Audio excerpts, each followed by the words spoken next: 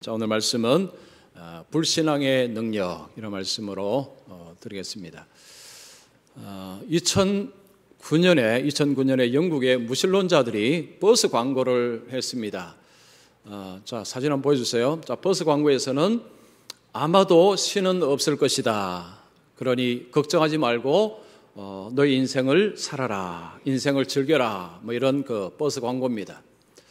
자, 이 광고를 낸 무신론자들의 입장에서는 하나님이 사람을 괴롭힌다, 하나님으로 인해서 사람들이 삶이 힘들다, 구속도 받고 즐겁지도 않고 고통을 받고 있다라는 생각으로 그런데 이들이 하나님이 없다라고 단정하지는 못합니다.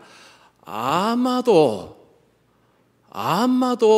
하나님은 없을 것이다. 그러니까 걱정하지 말고 그냥 편하게 살아라 라는 그런 광고를 실었습니다. 자, 여기에 맞불 광고를 냈습니다. 예수 믿는 사람들이 또 버스에다가 광고를 냈습니다. 이렇게 표현했습니다. 그런데 하나님이 존재하면 어떻게 할 것인가? 그런데 하나님이 존재하면 어떻게 할 것인가? 이런 광고를 역시 버스에다가 붙였습니다. 제가 이 사진은 아무리 찾아도 못 찾았습니다. 사진을 한번 봤으면 좋을 텐데, 하여튼 이 광고가 동시에 영국에서 이 도시에 이 광고판이 동시에 보였다고 합니다. 자, 영국 시민들이 그 광고를 두 가지를 동시에 보면서 어떤 반응을 보였을까요? 자, 무신론자들에는 어떤 광고가 눈에 확 들어왔겠습니까? 아마도 하나님은 없을 것이다. 그러니 염려하지 말고 당신의 삶을 즐겨라 라는 광고가 눈에 확 들어왔을 것입니다. 예수 믿는 사람들은요, 하나님을 믿는 사람들은 그런데 하나님이 존재하면 어떻게 할 것인가 라는 광고가 아마도 눈에 확 들어왔을 것입니다. 여러분, 그 광고를 보고 회심하는 사람들이 과연 있었을까요? 하나님 안 믿는 사람이 그런데 하나님이 존재하면 어떻게 할 것인가 라는 만약 광고판을 보고 맞아, 하나님이 존재하면 어떡하지 하고 고민하고 회개하는 일이 있었을까요? 아마도 없을 것입니다. 물론 그건 조사 안 해봐서 모르겠지만 사실은 그런 일은 거의 잘 일어나지 않습니다. 무신론에서 유신론까지 이 건너는 길이 상당히 멉니다. 옆집이 아닙니다. 옆집처럼 그냥 쉽게 올 수 있는 그런 거리가 아닙니다. 무신론에서 유신론까지 걷는 거리는 생각보다 멀고 험합니다. 물론 옛날 그리고 오늘 그리고 여러분도 거기에 해당되지만 다 무신론에서 유신론에서 옛날에도 지금도 앞으로도 그 길을 건너는 사람들이 분명히 있을 것입니다. 자, 그래서 무신론에서 유신론으로 가는 것이 불가능한 것은 아닙니다. 가능은 한데 그런데 이 길이 생각보다도 멀고 어렵다는 것입니다. 그래서 어떤 사람은 평생 그 길을 걸어가지 못합니다. 강이라면 그 강을 건너지 못하기도 합니다. 성에 비하면 이 무신론의 성은요, 굉장히 견고하고 굉장히 단단합니다. 이 성이 쉽게 허물어지지 않습니다. 교회를 몇 번 나가면 그 성이 허물어지면 좋겠지만 그렇지 않습니다. 말씀을 몇 번 들으면 그 성이 무너지면 좋겠지만 잘 그렇지 않습니다. 심지어는 말씀을 30년, 40년 다녀도 그 성이 무너지지 않는 사람도 있습니다. 아니, 평생 교회를 다니도 그 성이 무너지지 않는 사람도 있습니다. 무신론의 그 성, 불신앙의 그 성은 굉장히 견고하고 단단합니다. 그래서 제가 설교 제목을 불신앙의 능력이라고 적었습니다. 불신앙 과소평가할 것이 아니라는 거죠. 쉽지 않다는 것입니다. 간단하지 않다는 것입니다. 자, 오늘 하나님께서 본문을 통해서 이 불신앙이 어떤 영향을 끼치는가를 우리에게 말씀합니다. 그래서 이 말씀을 보면 이 불신앙이라는 것이 우리가 생각하는 것보다 훨씬 이상으로 우리의 삶에 엄청난 영향을 끼치고 있다는 거죠. 안 좋게, 파괴적으로 영향을 끼치고 있습니다. 그래서 오늘 이 말씀을 통해서 이 죄로 인한 이 불신앙이 얼마나 강한 것인지를 알고 이걸 알면요, 우리가 하나님께를 향하는 우리의 마음을 새롭게 할 수 있습니다. 하나님을 더 의지해야 되겠다. 예수 잘 믿어야 되겠다. 대충 믿으면 불신앙에 나도 넘어질 수 있겠다. 이런 생각을 할 수 있습니다. 그래서 오늘 말씀을 들으시면서 믿음을 가지고 있다는 것이 얼마나 놀라운 것인지, 이게 정말 기적입니다. 여기에 먼저 우리가 감사할 뿐만 아니라 주위에 우리 믿지 않는 가족들, 또 친구들, 친척들, 여러분 시간 가면 언젠가 예수 믿겠지라는 생각을 오늘 내려놓으십시오. 그렇지 않습니다. 불신앙은 그렇게 허물어지는 것이 아닙니다. 하나님의 강력한 권능, 이 권능으로만 넘어질 수 있는 것이 바로 불신앙이라는 성벽입니다. 이것을 오늘 말씀을 통해서 한번 배우겠습니다. 자, 먼저 불신앙은 항상 하나님을 믿을 수 없는 이유를 찾는다. 자, 불신앙의 능력 첫 번째입니다. 불신앙으로 몸이, 삶이 딱 사로잡혀 있으면요, 항상 하나님을 믿을 수 없는 이유를 찾습니다. 증거를 찾습니다. 이것이 바로 불신앙의 능력입니다. 자, 오늘 본문에 예수님께서 나사렛 동네에 가셔서 거기에서 일어난 사건입니다. 나사렛은 예수님의 고향입니다. 예수님이 태어나신 곳은 베들레헴입니다. 그러나 예수님은 나사렛 동네에서 사셨습니다. 그래서 나사렛을 고향이라고 칭합니다. 예수님이 나사렛에 가셔서 안식일에 회당에서 가르치셨습니다. 우리가 성경에서 보면 예수님께서 가르치실 때에 사람들이 공통으로 보이는 반응이 있습니다. 이런 반응입니다. 그 사람이 말하는 것처럼 말한 사람은 지금까지 없었나이다. 예수님의 말씀을 듣는 사람들이 공통적으로 하는 표현이 이런 표현이 있습니다. 이 사람처럼 말하는 사람이 지금까지는 없었다는 것입니다. 거의 이런 반응을 보였습니다. 자, 예수님께서 고향에 오셔서 말씀을 전할 때도 반응은 비슷했습니다. 그들이 놀랐습니다. 그런데 이 나사렛에서, 고향에서 사람들이 놀라는 그 방향이 조금 안 좋습니다. 부정적으로 놀랍니다. 그들은 의심을 하면서 놀랍니다. 자, 2절 보십시오. 2절 중반절 보시면, 자, 이 사람이 어디서 이런 것을 얻었느냐? 이 사람이 받은 지혜와 그 손으로 이루어지는 이런 권능이 어찌됨이냐?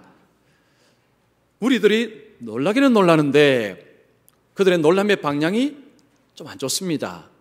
부정적이고 의심을 합니다. 예수님께서 말씀하시고 예수님께서 행하신 그런 권능을 가지고 그들은 부정적으로 반응을 합니다. 이거 어디서 나왔느냐라는 거죠. 이게 선한 질문이 아닙니다. 삐딱한 질문입니다. 부정적인 반응입니다. 예수님께서 이 땅에 오셔서 말씀을 전하시고 예수님이 권능을 행하셨을 때에 예수님은 그렇게 행하신 이유는 예수님이 바로 구약에 약속하신 하나님이 보내신 그 메시아라는 것을 알도록 하기 위해서 예수님이 그렇게 하신 것입니다. 마가복음 5장에 보면 예수님의 권능을 행하신 것을 볼 수 있습니다. 귀신 들린 자의 귀신을 쫓아내시고 12년 동안 이 혈루증으로 고통당하는 여인의 병도 고쳐주시고 야이로의 딸이 죽었습니다. 그 죽은 딸을 고쳐주시고 이런 권능을 행하시고 나사렛 동네로 가셨습니다. 즉 나사렛 동네 사람들은 그런 권능 이야기를 들었을 것입니다. 자, 그런데 지금 그들의 보이는 반응은 별로 좋지 못합니다. 긍정적으로 반응하지 않습니다. 예수님께서 권능을 행하심을 통해서 사람들은 그 권능을 보고 이분이 하나님이 보내신 바로 그 메시아구나 라고 생각을 하는 것이 정상적으로 해야 될 반응이라는 것입니다. 요한복음 5장 36절 보십시오. 내게는 요한의 증거보다 더 큰 증거가 있으니 아버지께서 내게 주사 이르게 하시는 역사 곧 내가 하는 그 역사가 아버지께서 나를 보내신 것을 나를 위하여 증언하는 것이요. 여기 보시면 아버지께서 내게 주사 이루게 하시는 역사, 내가 하는 그 역사, 예수님이 행하시는 권능을 말합니다. 이것은 아버지께서 나를 보내신 것을 증언한다. 즉 증거라는 것입니다. 예수님이 행하시는 권능은 하나님께서 보내셨다는 증거라는 것입니다. 그런데 사람들은 눈으로 보고서도 엉뚱한 이야기를 합니다. 여러분 요한복음 10장 37절 보십시오. 내가 내 아버지 일을 행하지 아니하거든 나를 믿지 말라. 예수님께서는요, 사람들에게 내가 만약에 아버지의 일을 하지 않는다면 나를 믿지 말라, 믿지 않아도 괜찮다고 하셨습니다. 이 말은 내가 하는 일이 아버지의 일인데 믿지 않으면 너희들 책임져라는 이야기예요. 그 변호 같습니다. 자, 고향 사람들은 예수님의 권능의 말씀 들었습니다. 예수님의 권능을 그들이 들었습니다. 본 사람도 있을 것입니다. 근데 그들은 예수님을 받지 않습니다. 배척합니다. 자, 그러면서 그들은 예수님이 메시아가 아닌 이유를 찾습니다. 자, 그들이 말하는 이유를 한번 보겠습니다. 3절 보시면 이 사람이 마리아의 아들 목수가 아니냐. 자, 여기에 두 가지가 나옵니다. 이 사람은 마리아의 아들 아니냐. 그래서 메시아가 아니다는 것입니다. 그 당시에는 보통 아버지의 이름을 가지고 아들이라고 이야기합니다. 그러면 예수님은 요셉의 아들이라고 말하는 것이 맞습니다. 근데 지금 마리아의 아들이라고 이야기합니다. 여기에는 너희 아버지가 누구냐? 너희 아버지가 누구냐? 우리는 모르겠다는 것입니다. 불법의 아들, 뭐 이런 아주 좋지 못한 뉘앙스가 들어가 있습니다. 그리고 목수가 아니냐, 이 표현도 비아냥거리는 것입니다. 우리는 다 안다는 거죠. 너 목수 아니냐? 목수? 목수인데 어떻게 메시아가 될 수 있느냐? 너는 목수다. 이 목수라는 은연 그 속에는 우리가 당신을 높일 수 있는 자격을 갖추지 않았다는 거죠. 목수라는 것입니다. 자, 그 다음 표현 보십시오. 야고보와 요셉과 유다와 시몬의 형제가 아니냐. 그 너희들이 우리와 함께 여기 있지 아니하냐. 나는 너희들의 형제들을 알고 있다. 그 형제들은 우리와 같이 있다. 아무 때문에 못 믿는다는 것입니다.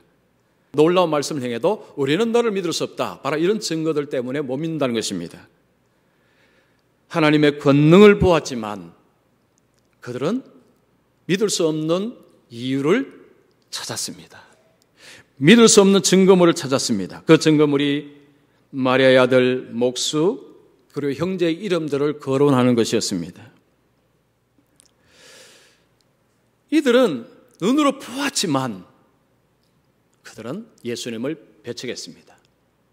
여러분, 불신앙이라는 것이 이게 얼마나 무서운 것인가를 볼 수 있습니다. 몇 명의 친구들이 모여서 인생, 죽음, 우주의 기원을 서로 이렇게 이야기하고 있었습니다. 한 친구가 말합니다. 죽으면 다 끝이지. 죽으면 다 끝나. 그냥 이 땅에서 재미있게 행복하게 살면 그게 잘 사는 거야. 우주라는 거 그냥 우연히 존재하는 것 아니겠어? 라고 이야기합니다. 그때 옆에 있던 친구가 그래, 맞아. 뭐 믿음이라는 거 다 부질없는 것이지. 하나님 눈에 보이지 않는데 뭐 그걸 믿어봐야 뭔 소용이 있겠어 하고 또 비아냥거립니다. 그 자리에 예수 믿는 친구가 한 명 있었습니다. 그 옆에 있는 친구가 예수 믿는 친구에게 너도 한마디 해봐 라고 합니다. 그때 예수 믿는 친구가 말합니다. 내가 자네들 이야기를 듣고 보니까 우리는 다 믿음을 가지고 있는 사람 같다는 생각이 드네 라고 했습니다. 우리는 다 믿음을 가지고 있다는 그런 생각이 드네. 그래서 옆에 있는 친구가 아니 자네가 무슨 말인가? 우리는 믿음이 없네. 자네만 믿음 있는 것이고 우리는 믿음이 없네. 그러자 예수 믿는 친구가 말합니다. 아니 그렇지 않아. 자네들은 하나님이 없다는 것을 믿고 나는 하나님이 계시다는 것을 믿고 둘 다 어차피 증명은 안 되네. 그래서 둘 다 믿을 수밖에 없는 것이네. 그런 이야기를 했습니다. 왜 하나님을 안 믿을까요? 여러분 주위에 있는 분들 왜 하나님을 안 믿을까요? 믿음이 그 속에 있기 때문입니다. 무슨 믿음입니까? 하나님이 없다는 믿음이 그 속에 있기 때문입니다. 여러분, 믿음이라는 것은요, 무슨 믿음이든지 그 믿음은 하루아침에 생긴 것이 아닙니다. 그 믿음은 나름대로 이유와 근거와 증거를 가지고 있습니다. 하나님을 안 믿는 사람도 하나님이 없다라는 믿음 속에는요, 나름대로 증거를 가지고 있습니다. 자, 좀 쉽게 말씀드리면, 우리가 어떤 사람을 믿는다라는 표현을 씁니다. 내가 어떤 사람, 나는 그 사람을 믿어. 여러분, 그 사람을 한 번 딱 만나고 나서, 나는 그 사람을 믿어 라고 말을 하십니까? 그렇지 않으시죠? 우리가 어떤 사람을 믿을 때는요, 시간이 어느 정도 흘러됩니다.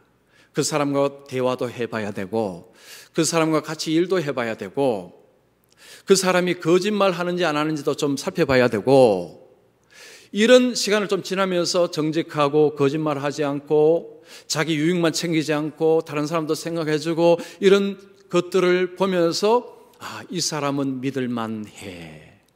이 사람은 신뢰만해. 어떤 사람에게 나는 그 사람 믿어 라는 표현을 씁니다. 우리가 사람을 믿을 때도 하루아침에 한 번의 모습으로 사람 믿지 않습니다. 그 안에 증거가 쌓여야 된다는 거죠. 내가 그 사람을 믿을 증거들이 쌓이면서 그 사람을 믿는 것입니다. 똑같습니다. 하나님을 믿든 하나님을 안 믿든 동일한 믿음입니다. 하나님을 안 믿는 불신앙도 그 나름대로의 이유와 증거가 쌓여 있다는 것입니다. 어떤 목사님이 무신론자와 대화를 합니다. 목사님이 그에게 묻습니다. 어떻게 하면 당신이 입장을 바꾸겠습니까? 무신론에서 유신론으로 좀 입장을 바꾸겠습니까? 라고 물었습니다. 그때 그분이 그런 이야기입니다. 세상에 굶어 죽는 사람이 한 사람도 없으면 그러면 내가 입장을 한번 재고해 보겠습니다. 바꾼다고 말을 한 것도 아닙니다. 재고해 보겠습니다라고 했습니다. 그 사람의 눈에는 이 세상에 수많은 사람들이 굶어 죽고 하는 이런 것들이 하나님이 없는 증거로 생각을 한 것 같습니다. 그때 목사님이 그에게 말했습니다. 그렇지 않을걸요? 굶어 죽는 사람이 한 명도 없어도 아마 당신은 여전히 무신론자로 있을 것입니다. 그렇지 않나요? 그때 그 무신론자가 대답합니다. 맞습니다. 제 입장 안 바꿀 것입니다. 그때 가면 또 이유를 찾습니다.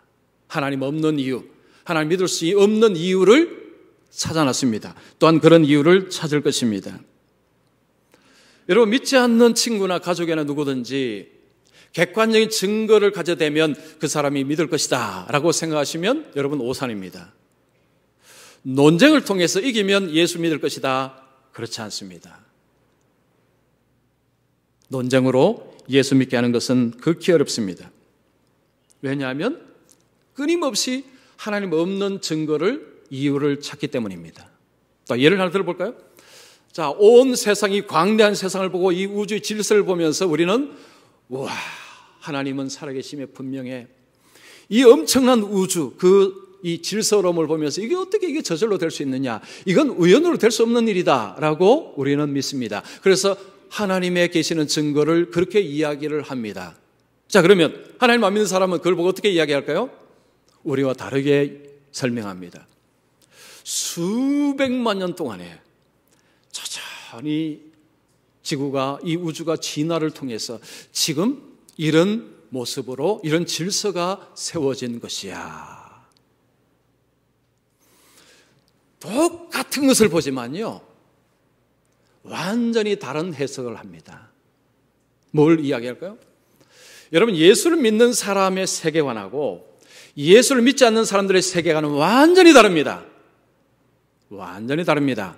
더 쉽게 말하면요, 똑같은 세계에 살지만 예수 믿는 자의 세계하고 예수 안 믿는 자의 세계는 다른 세계입니다. 다른 세상입니다. 똑같은 세상이 아닙니다. 우리는 확실한 증거라고 이야기를 하지만 믿지 않는 분들, 불신앙 입장에서는 그들 나름대로의 이유와 설명을 붙입니다.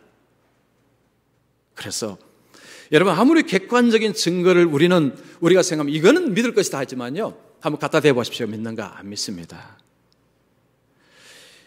이 불신앙이라는 것 자체가 삶을 이렇게 사로잡으면 이 불신앙의 성벽요 쉽게 안 무너집니다. 눈으로 본다고 해서, 기적을 본다고 해서요 무너지지 않습니다. 쉽지 않습니다. 얼마나 단단한데요, 얼마나 높은데요, 쉽게 무너지지 않습니다. 여러분, 믿지 않는 분들이 하나님이 없다는 증거를 댈 때 가장 많이 되는 것이 뭔지 아십니까? 세상에 존재하는 악입니다. 악의 문제입니다. 세상에 이 악한 자들로 인해서 수많은 사람들이 고통을 당하고 있습니다. 유아들, 아동들이 그 악한 자들에 의해서 목숨을 잃고 있는 일들이 지금도 일어나고 있습니다. 역사 속에도 많았습니다. 무신론자들은 봐라, 하나님이 사랑이시고 하나님이 선하시면 어떻게 이런 일이 일어날 수 있느냐, 하나님이 막아야 당연한 건 아니냐, 그런 일이 끊임없이 일어나는 걸 보니까 하나님이 없다, 결국 이것을 말하는 것이다 라고 이야기합니다. 세상의 악을 보고 무신론자들은 하나님이 없는 증거를 삼습니다. 자, 그러면 우리는요, 예수 믿는 사람은 그걸 뭐라고 이야기해야 될까요? 세상의 악을 보고 하나님이 없다는 것이 아니고 악을 보고 하나님의 존재를 생각합니다. 성경의 하나님은 어떤 분이십니까? 정의의 하나님, 공의의 하나님이십니다. 심판의 하나님이십니다.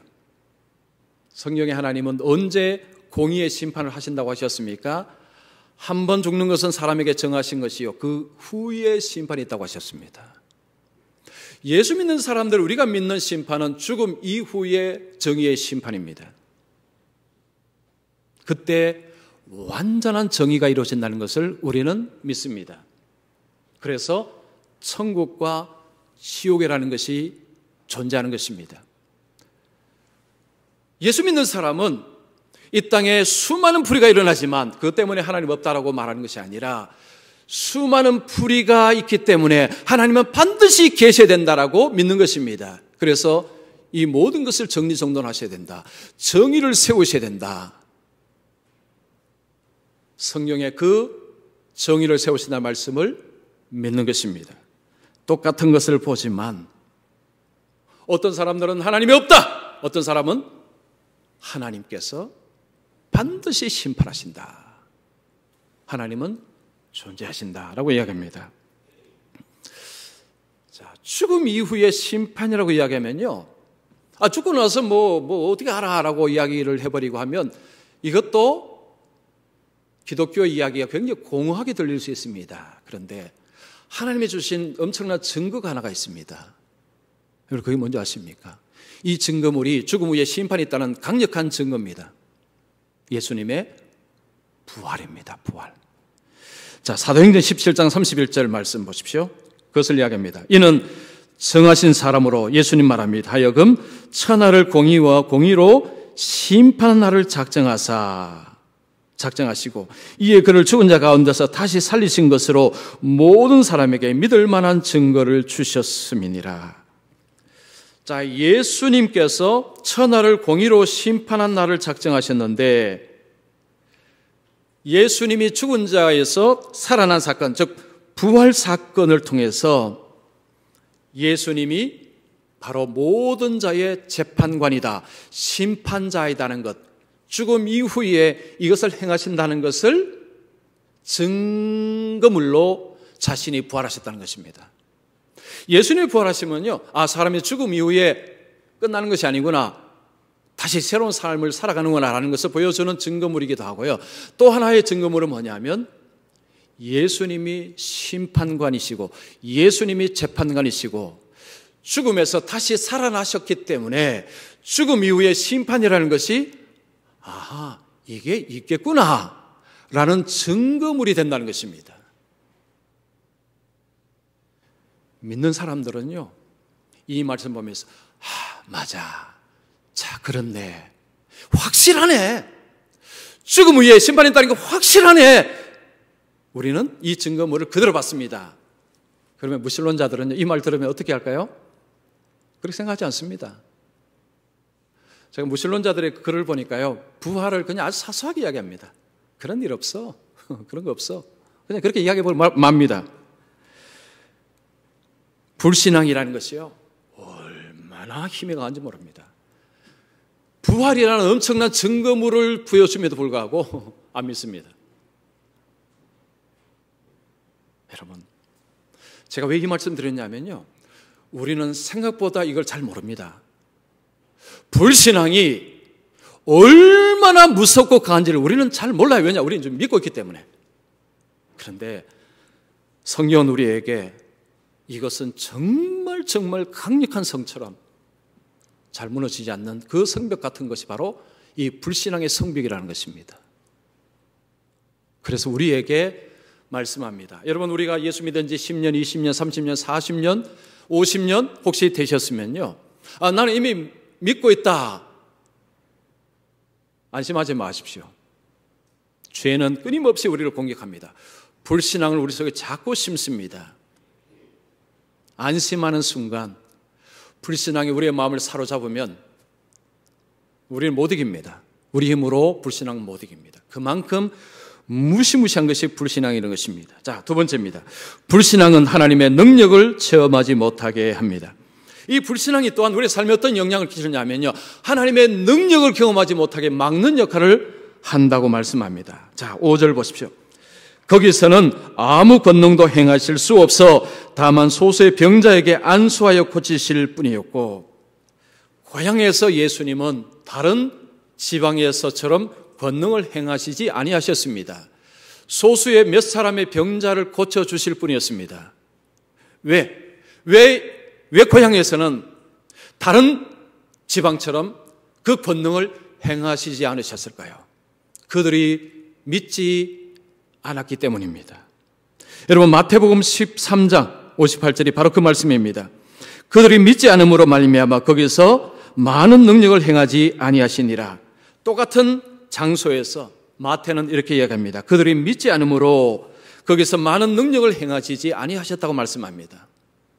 고향의 사람들이 예수님을 배척하고 예수님을 믿지 아니할 때에 하나님은 다른 지방에처럼 권능을, 능력을 행하시지 아니하셨다는 것입니다. 그들은 불신앙으로 그 하나님의 엄청난 권능을 볼 수 있는 길을 다 막아버렸습니다. 불신앙이 하나님의 능력을 막는 주범이라는 것입니다. 여러분, 오늘날도 마찬가지입니다. 똑같습니다. 우리가 하나님을 믿고 하나님을 의지하고 나갈 때 우리의 삶 속에 하나님의 권능, 하나님의 능력을 체험하고 살아갑니다. 그러면서 우리 증거는 점점 쌓입니다. 나이를 먹으면 먹을수록 와, 하나님이 어떤 분이신가를 더 확실하게 깨달으면서 하나님의 권능을 체험하면서 와, 하나님은 이런 분이시야. 하나님에 관한 확신이 점점 커집니다. 그러나 마음속에 하나님을 신뢰하지 않는 마음이 있을 때 하나님의 권능을 경험하지 못합니다. 하나님의 능력을 체험하지 못합니다. 교회는 다닙니다. 마음의 확신은 별로 생기지 않습니다. 긴가민가합니다. 시간이 가면 갈수록 더 확신과 소망이 커져야 되는데 겉돕니다. 왜 그런지 아십니까? 마음속에 불신앙이 있어서 그렇습니다. 겉으로는 믿는 것 같은데 사실은 안 믿는 거죠. 안 믿어지는 것입니다. 이게 안 믿어지는 거죠. 여러분, 혹시 이런 마음속에 이런 불신앙이 여러분 마음속에 자리 잡고 있는 거 아닌가 한번 오늘 살펴보셔야 됩니다. 죄는요, 엄청난 힘이 있습니다. 자, 이 무신론자들이 그 성령의 기적을 어떻게 이야기한 줄 아십니까? 우리는 기적을 보고 야, 예수님의 권능을 이야기하죠. 불신앙의 사람들은 기가 막히게 이야기합니다. 기적은 없다. 성의 기적은 전부 거짓말이라고 이야기합니다. 그러면서 이유를 댄 줄 아십니까? 자연 법칙의 위반이기 때문에, 자연 법칙을 위반했기 때문에 그런 기적은 다 거짓말이다라고 이야기합니다. 여러분, 자연 법칙이 무엇입니까? 봄에는 꽃이 피고 가을에는 낙엽이 떨어지는 것입니다. 사람이 태어나서 점점 늙어가서 죽는 것입니다. 이게 전부 자연의 법칙입니다. 무신론자들은 불신앙은 세상을 자연의 법칙으로 봅니다. 모든 것이 자연의 법칙으로 흘러가는 것입니다. 그런데 예수님의 기적은 전부 그 자연 법칙을 깨버린 것입니다. 예를 들어서 예수님 물 위를 걸으셨다. 무리에 가면 자연법칙은 물에 다 가라앉는 것입니다. 예수님 무리를 걸었다. 자연법칙 위반입니다. 그래서 그런 일은 없다고 이야기하는 거죠. 자연법칙 위반이라는 것은 없다. 그래서 기적은 없다라고 설명합니다. 과연 그럴까요? C.S. 루이스라는 위대한 지성인 그리스도인이 이런 이야기를 했습니다. 자, 이 자연법칙을 이야기할 때요, 그분은 이렇게 설명을 했습니다. 연산법칙이라는 걸 설명했습니다. 여러분, 연산법칙이 뭐냐면 1 플러스 1은 2, 2 플러스 2는 4. 이게 연산법칙입니다. 자, 이 C.S. 루이스가 이런 설명을 했습니다. 여러분이 아침에 서랍을 열고 이제 우리나라 돈으로 10,000원을 집어넣습니다. 그리고 일주일 뒤에 그 서랍 안에 10,000원을 또 넣었습니다. 여러분, 합이 얼마입니까? 20,000원입니다. 일주일 뒤에 10,000원을 더 넣었습니다. 그 일주일 뒤에 돈이 얼마나 쌓여 있습니까? 30,000원입니다. 연산법칙에 하면 30,000원입니다. 그 다음 일주일 뒤에 서랍을 딱 열었는데 10,000원밖에 없습니다. 연산법칙으로 생각하면 40,000원이 있어야 됩니다. 근데 10,000원밖에 없습니다. 이 사람이 생각합니다. 연산법칙에 의하면 40,000원이 있어야 되는데 온 집안을 다 뒤집니다. 나오지 않습니다. 그때 가족이 말합니다. 네 방에 도둑 들었구만. 네 방에 도둑이 들었어. 그게 답입니다. 연산법칙이 아무리 있어도요, 도둑 들어오는 건 못 막습니다. 그런데 그 사람은 연산법칙에 하면 40,000원이 있어야 되는데 하고 평생 고민해 보십시오. 그 문제 못 풉니다. 자, 중력법칙 한번 이야기해 볼게요. 중력의 법칙은 위에서 제가 여기서 만약에 사과를 쥐고 놓으면 어떻습니까? 지구 중심으로 떨어진다는 게 중력의 법칙입니다. 자, 제가 이제 여기에서 뭘 들고 이렇게 떨어뜨립니다. 그런데 바닥을 보니까 바닥이 안 떨어졌습니다. 중력의 법칙에 하면 바닥에 떨어지는데 근데 바닥이 안 떨어졌습니다. 무슨 일이 일어난 것입니까? 어떤 사람 옆에서 그걸 중간에서 낚아챈 것입니다. 여러분, 연산의 법칙, 중력의 법칙, 자연의 법칙은 이 세상을 설명하는 하나의 원리입니다. 그것이 능력이 아니라는 거예요. 자연의 법칙으로 설명을 하지만 하나님은 그 자연의 법칙 속에 들어와서 그것을 깰 수 있는 하나님이십니다. 왜냐하면 하나님께서 그 모든 것을 만드셨기 때문에. 무신론자들은 기적은 없어. 왜냐하면 자연 법칙은 깨지지 않은 거야 라고 이야기합니다. 그런데 사실은 세상 속에서 자연 법칙은 수도 없이 깨집니다. 수도 없이 깨집니다. 그런데 왜 그런 억지를 부릴까요? 설명할 수 있는 게 그것밖에 없기 때문에.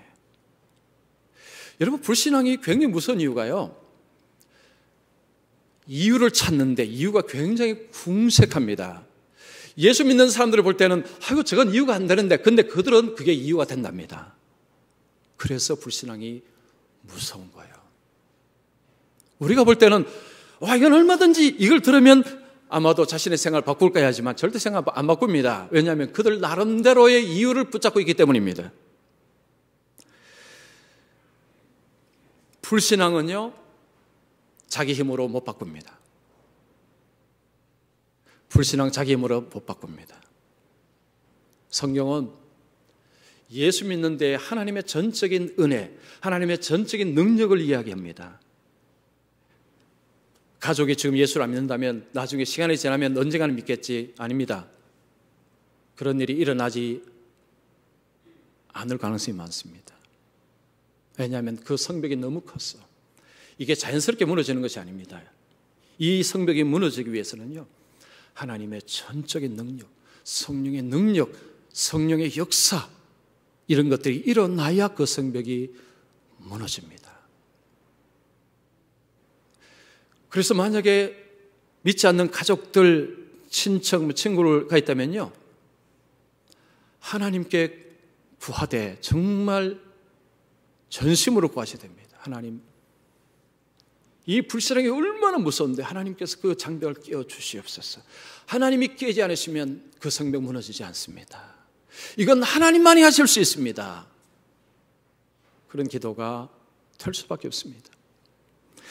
여러분, 히브리서 11장에 보면요, 믿음의 믿음이라는 표현이 나옵니다.